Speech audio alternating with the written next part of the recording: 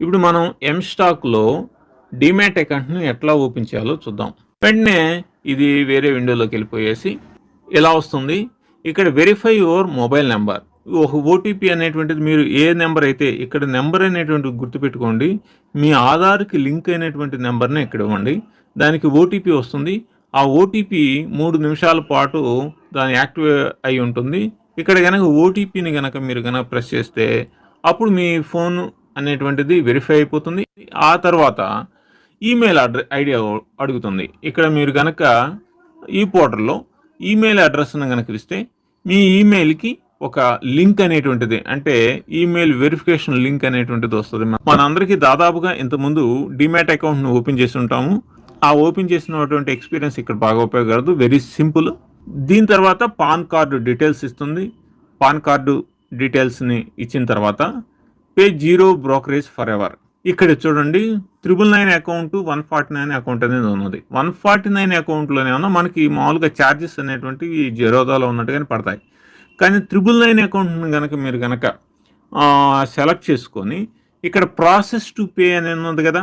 ఈ process to pay అనేటువంటి దాన్ని గనక ఇక్కడ 999 అకౌంట్‌ని సెలెక్ట్ చేసుకొని నెక్స్ట్ దానికి గనక వెళితే ఇక్కడ 999 2 ఉన్నాయి. One time account opening fee ఇది. లైఫ్ టైమ్ మెయింటెనెన్స్ చార్జెస్ మనకి ఏఎంసీ చార్జెస్ అని ఉంటాయి. యాన్యువల్ మెయింటెనెన్స్ చార్జెస్ అనేవి అవి కూడా 999. అది మనకు ఇప్పుడేం అవసరం ఏం లేదు. మనం 999 ఇది గనక చేసుకొని ఉంటే అప్పుడు మనకి ఇక్కడ రూ. 1204 అనేది చూపిస్తది. 2414 చూపించదు. సో ఆ పేమెంట్ అంటే నేను ఇక్కడ ఫుల్ పేమెంట్ చేసేసాను. అంటే నేను ఇక్కడ యాన్యువల్ మెయింటెనెన్స్ చార్జెస్ సంబంధించింది కూడా మొత్తం చేసేసాను కాబట్టి నాకు ఇక్కడ రూ. 2414 చూపిస్తుంది. మామూలుగా అకౌంట్ ఓపెనింగు మనకి డీమ్యాట్ చార్జెస్ కానీ బ్రోకరేజ్ చార్జెస్ అన్నీ ఫ్రీ.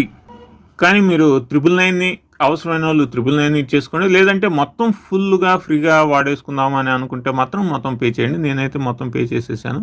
లేదు మనం account opening brokerage charges free వరకు చూసుకుందాంలే అని అనుకుంటే 999ని సెల్ చేసేస్తే అంటే నాదంటే ఇక్కడ రూ. 2414 మొత్తం మెయింటెనెన్స్ చార్జెస్కి పే చేసేసాను కాబట్టి నేను చూపిస్తుంది. మీకైతే 999 ప్లస్ జిఎస్టీ చార్జెస్ చూపిస్తుంది.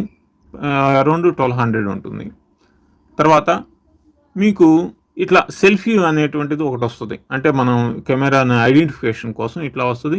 మన ఫొటోస్ కనుక ఇది చేసుకుంటే అక్కడ కన్ఫర్మ్ కనుక నొక్కితే అది నెక్స్ట్ వెళ్ళిపోయింది. ఆ తర్వాత వెరిఫై సిగ్నేచర్ అని ఉంటుంది. దీంట్లో ఒకటి ఈ బాక్స్ ఉన్నది కదా, మనం గనక సెల్ మీద మన సంతకాన్ని గనక పెట్టినా ఓకే. లేదంటే కింద చూస్ ఫైల్ అని ఉన్నది కదా, చూస్ ఫైల్ దగ్గరికి వెళ్ళేసేసి మనం వైట్ పేపర్ మీద సైన్ చేసిన ఇంతకుముందు మనం జెరోదాలో ఇట్లా అకౌంట్లో ఓపెన్ చేసినట్టు ఎట్లయితే ఫైల్ని అప్లోడ్ చేస్తామో ఆ విధంగా చేసేసుకోవచ్చు. సెల్ మీద సైన్ చేసేయటం చాలా బెటర్. అది చాలా ఈజీగా ఉంటుంది. తర్వాత బ్యాంక్ అకౌంట్ డీటెయిల్స్ అడుగుతుంది. అవి మనం ఎంట్రీస్ అంటే నేను ఇక్కడ బ్యాంక్ అకౌంట్ చూపించడం బాగుండదు. సో బ్యాంక్ అకౌంట్ డీటెయిల్స్ని కనుక ఎంటర్ చేస్తే అదే వెరిఫై చేసేసుకుంటుంది. ఏదన్నా మిస్టేక్ ఉన్నా అదే చెప్తుంది అనమాట. తర్వాత నామినీ అంటే మీ అందరికీ తెలిసినటువంటిదే కదా. సో నామినీ ఎస్ కనుక నొక్కితే ఇట్లా డీటెయిల్స్ ఇస్తుంది. వీటిలో నామినీకి సంబంధించిన డీటెయిల్స్ మనం కనుక ఎంటర్ చేస్తే అది తీసేసుకొని మనకు నామినీగా ఇచ్చేస్తుంది. తర్వాత activate feature and options yes నొక్కేస్తే సరిపోతుంది. తర్వాత sign your account opening form.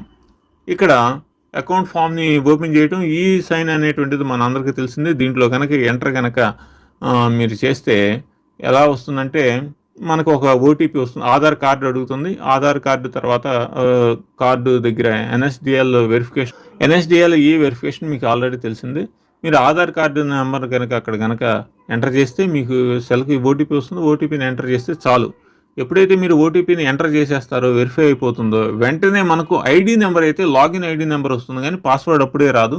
ఇది సెబీ వాళ్ళ దగ్గరికి వెళ్ళి వాళ్ళు అప్రూవ్ చేసేసి అక్కడి నుంచి మనకి మెయిల్ వచ్చిన తర్వాత మనకి పాస్వర్డ్ అనేటువంటిది వీళ్ళు మనకు పంపిస్తారు. ఈ ఎంస్టాక్ అనేటువంటి వాళ్ళు దాని ద్వారా ఎంటర్ అయ్యి మనం వేరే పాస్వర్డ్ అనేటువంటిది పెట్టుకోవచ్చు మీ జెరోదా వీటిలో చేసినట్టుగానే. సో ఈ విధంగా వెరీ ఈజీ ప్రాసెస్లో మనం ఎంస్టాక్లో డిమాట్ అకౌంట్ని ఓపెన్ చేసేయచ్చు.